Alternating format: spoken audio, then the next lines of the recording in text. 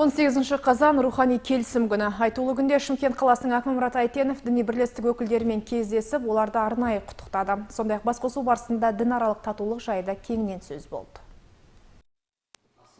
Қазақстан зайырлы мемлекет. Сол себепті елімізде дәстүрлі діни конфессиялардың жұмыс істеуіне ешқандай шектеу жоқ. Мемлекеттік саясаттың негізгі мақсаты бейбітшілік пен келісімді нығайту екенін атап өткен шаһар басшысы рухани келісім күнімен дін өкілдерін құттықтады. Биыл қыркүйек айында Астана қаласында Қазақстан Республикасының мемлекет басшысы Қасым-Жомарт Кемелұлының бастауымен әлемдік және дәстүрлі діндер көшбасшыларының 7-ші съезі өтті. Осы съезге тарихи тұлға Рим папасы Францисктің елімізге жасаған сапарын атап өткім келеді. Барлық діни бірлестіктер адам баласын қоғамдық ортада мәдениетті болуға, үлкенге құрмет, кішіге ізет көрсетуге, әділеттікке сыпайы болуға үйретеді деп сенемін. Кездесу барысында еліміздегі дінаралық татулық жайында сөз қозғаған дін өкілдері зайырлы мемлекетте өмір сүріп жатқандарына дән риза екендерін жеткізді.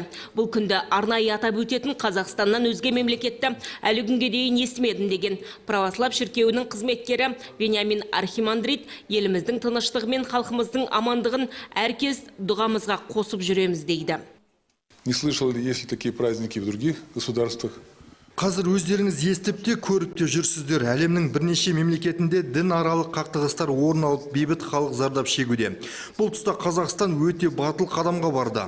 Біз зайырлы мемлекетте өмір сүріп жатқанымызға өте қуаныштымыз, әрі бақыттымыз. Елдің амандығы мен тыныштығы үшін әркез дұғадамыз. Рухани келісім күнімен барша дін өкілдерін шын жүректен құттықтаймын.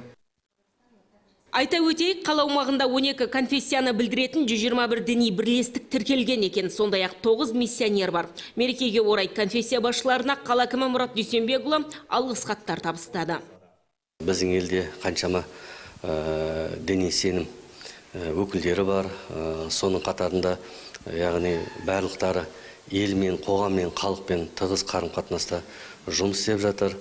Ал оның қатарында арасында да өзіміздің, яғни басым көпшілік елімізде, осы өңірімізде тұратын мұсылман жұртшылық деп айтсақ қателеспеген болармыз. Яғни ислам дінін ұстанушылар. Сол бұл мерекеде біздер жалпы еліміздің руханиятына, сонымен қатар осы дін саласында қызмет етіп жатқандарды әкімдік тараптан, жалпы мемлекеттік құрылымдар тарапынан құттықтаулар алып жатамыз. Бұл мерекеде сонымен қатар біздің ауызбіршілігіміз, ынтымағымыз, осы дінаралық татулығымыз міндетті түрде қозғалады.